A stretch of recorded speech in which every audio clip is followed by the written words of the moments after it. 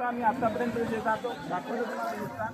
आता इकडं आता थोडं अर्धा एक तास झालंय, थोडं पाऊस कमी झालेला आहे.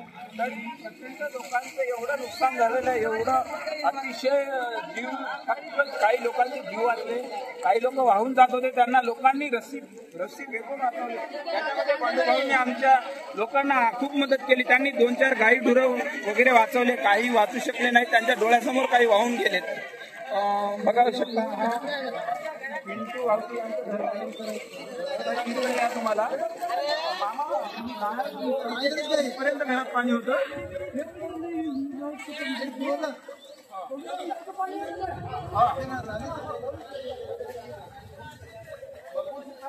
आता पाणी थोडं कमी झालेलं आहे, तर तुम्हाला आता आम्ही दाखवतो.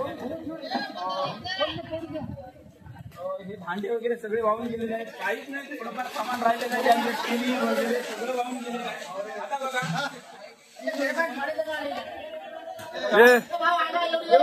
इथपर्यंत पाऊस, इथपर्यंत पाऊस होतो, बघू शकता तुम्ही. इथपर्यंत म्हणजे विचार करा,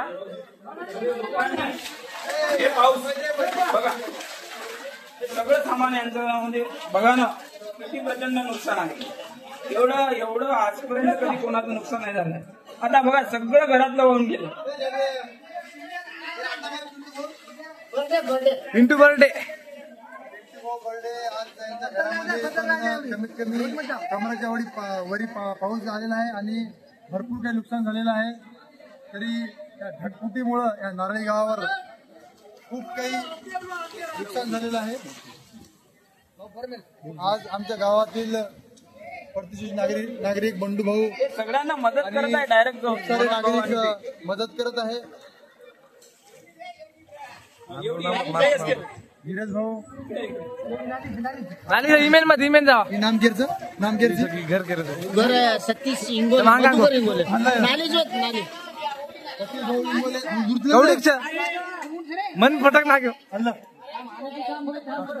सतीश भाऊ इंगोले आज यांच्या घराचे बी भरपूर नुकसान झालेलं आहे. तरी आपण पाहू शकता की धीरज भाऊ